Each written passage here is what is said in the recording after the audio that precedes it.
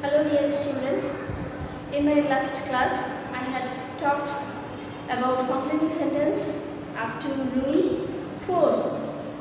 আমি তোমাদেরকে বলেছিলাম যে যদি মোট 12টি নিয়ম কমপ্লিটিং সেন্টেন্সে করো মোটামুটিভাবে তোমার অনেকগুলো কমপ্লিটিং সেন্টেন্সে কমন করে যাবে। দেখো আজকে আমি গত ক্লাসে 4 নম্বর পর্যন্ত করেছিলাম, আজকে করাবো 5 নম্বর থেকে। 5 নম্বরে আমি বলতে চাই অ্যাবাউট আনলেস, অর্থাৎ আনলেস যদি কোনো অর্থাৎ তোমাদের প্রশ্নে যদি আনলেস যুক্ত কোনো বাক্য দেওয়া থাকে এবং তারপরে যদি শূন্যস্থান উঠিয়ে দেয়, যে বলা হয় যে এরপরে শূন্যস্থানটা করো, অথবা আনটিল। আনলেস মানে হচ্ছে ইফ নট, যদি না, এবং আনটিল মানে হচ্ছে যতক্ষণ পর্যন্ত না। এই দুটি শব্দযুক্ত যদি কোনো অংশ থাকে বা যদি কোনো সেন্টেন্স থাকে, তারপরের অংশটুকুতে তোমাদের এমন সেন্টেন্স ব্যবহার করতে হবে যা অ্যাফার্মেটিভ। অ্যাফার্মেটিভ মানে হলো যা হ্যাঁবোধক অর্থ প্রকাশ করে, অর্থাৎ কোনোভাবেই তুমি নট, না, এইরকম কোনো কথাবার্তাটা ব্যবহার করবে না। কারণ আনলেস, আনটিল এগুলো অনেকটা নাবোধকে প্রকাশ করে, বা এগুলোর পরে কখনোই নাবোধক শব্দ হবে না। অর্থাৎ আনটিলের আগে যদি নাবোধক শব্দ থাকে বা কোনো সেন্টেন্স থাকে সেটা থাকতে পারে, কিন্তু তোমাকে যে অংশটুকু করতে বলা হবে বা তোমাকে যে ড্যাশ দেওয়া থাকবে যে অংশটায়, সেখানে তুমি কখনোই নাবোধক কিছু বসাবে না, সব কিছু হ্যাবোধক বসিয়ে দিবা। যেমন যদি বলা হয় যে you can't shine in life unless you work hard. তুমি জীবনে সফল হতে পারো না যতক্ষণ পর্যন্ত না, অর্থাৎ যদি না তুমি কঠোর পরিশ্রম করো। অর্থাৎ আনলেসের আগে এমনিতেই নাবোধক অর্থ প্রকাশ করে, বা আনলেস দ্বারা নাবোধক অর্থ এমনিই প্রকাশ হয়ে যাচ্ছে, এরপরে তুমি হ্যাবোধক কোনো বাক্য বসিয়ে দেবে। ঠিক একই কথা প্রযোজ্য আনটিলের ক্ষেত্রে, যে যতক্ষণ পর্যন্ত না। প্রথম অংশটায় প্রশ্ন থাকতে পারে ওয়েট হেয়ার, এখানে অপেক্ষা করো, আনটিল আই কাম ব্যাক, যতক্ষণ পর্যন্ত না আমি ফিরে আসি। তাহলে এখানে খেয়াল করো যে এখানে অপেক্ষা করো, তারপরে আনটিল শব্দটা আছে, তোমাদের প্রশ্নে এতটুকু অংশ দেওয়া থাকবে, এরপরে একটা শূন্যস্থান দিয়ে দেবে এবং তোমাকে বলবে যে এরপরের অংশটা করো, এবং তোমাকে করতে হবে যে আনটিল, তারপর তোমাকে দিতে হবে যে আই কাম ব্যাক, অর্থাৎ subject plus will verb represent from plus object, until I come back, যতক্ষণ পর্যন্ত না আমি ফিরে আসি। এটা তুমি যে কোনো সেন্টেন্স যে কোনো টেন্সে ব্যবহার করতে পারো, এটা তোমার প্রয়োজন অনুসারে, তোমার অর্থ অনুসারে। বারবার চর্চা করো, 10টা 15টা এমনি ইজি হয়ে যাবে, সহজ, it will become easy to read. তারপরে নিয়মটা বলা যায় যদি বাক্যে বা তোমার প্রশ্নে দো, অলদো অথবা সিন্স, বিকজ এইরকম যদি কোনো অর্থ প্রকাশ করে, সেই ক্ষেত্রে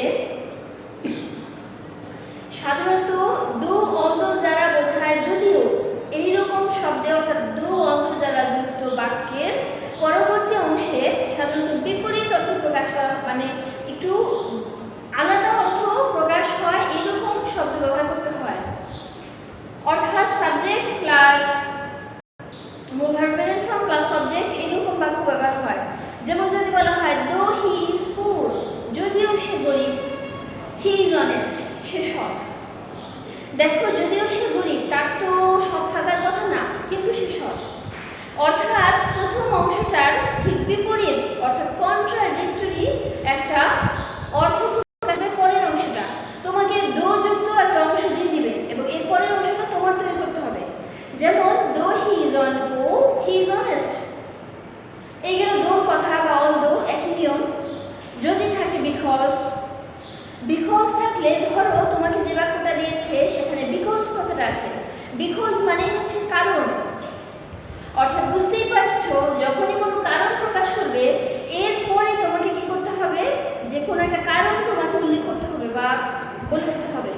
যেমন he did not get the job, সে চাকরিটা পায়নি, বিকজ কারণ হি ডিডন্ট ট্রাই, সে চেষ্টা করেনি, সে চাকরিটা পায়নি। কেন চাকরিটা পায়নি?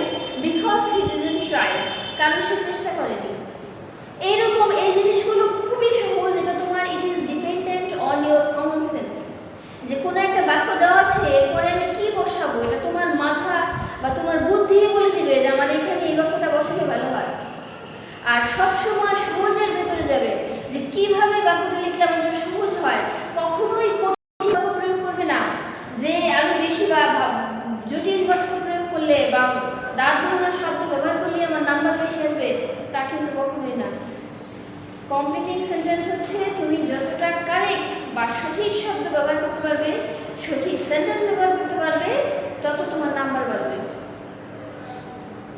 বিকজ আমি বললাম যে কারণ উল্লেখ থাকবে, তারপরে হতে পারে সিন্স।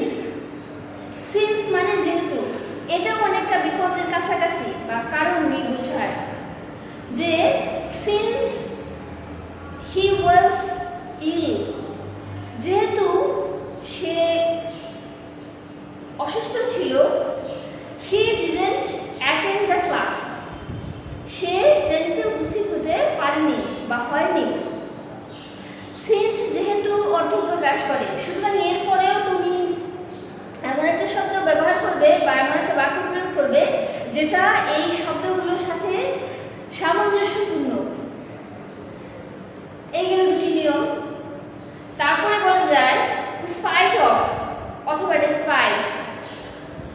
এই শব্দগুলোর পরে, এই শব্দগুলো যুক্ত বাক্যের পরেও সাধারণত দেখা যায় যে একটু বিপরীত অর্থবোধক বা কন্ট্রাডিক্টরি সব বাক্যই ব্যবহার হয়।